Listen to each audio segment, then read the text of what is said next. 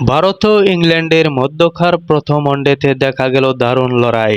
T twenty সিরিজে ৪-০ ব্যবধানে পিছিয়ে পড়ার পর ওয়ানডেতে ঘুরে দাঁড়ানোর লক্ষ্য নিয়ে মাঠে নামে ভারত।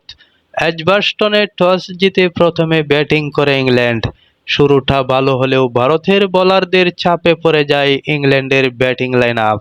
শেষ পর্যন্ত জো রুট ও লিয়াম ডসনের লড়াকু ব্যাটিংয়ে ইংল্যান্ড সংগ্রহ করে ২৫৮ রান। ভারতের হয়ে বল হাতে দুর্দান্ত ছিলেন অক্ষর প্যাটেল। তিনি ৪ উইকেট নিয়ে ইংল্যান্ডের ব্যাটিংয়ে বড় ধাক্কা দেন।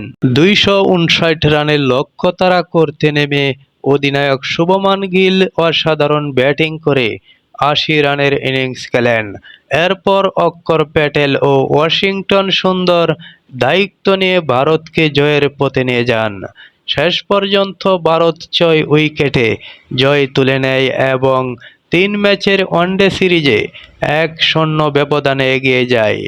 এই জয়ে ভারত প্রমাণ করল টি-টোয়েন্টির ব্যর্থতা ভুলে ওয়ানডেতে তারা আবারও শক্তিশালী প্রতিপক্ষ। এখন দেখার বিষয় পরের ম্যাচে ইংল্যান্ড কিভাবে ঘুরে দাঁড়ায়। আপনার মতে সিরিজ জিতবে কোন দল, ভারত নাকি ইংল্যান্ড? কমেন্ট করে জানান।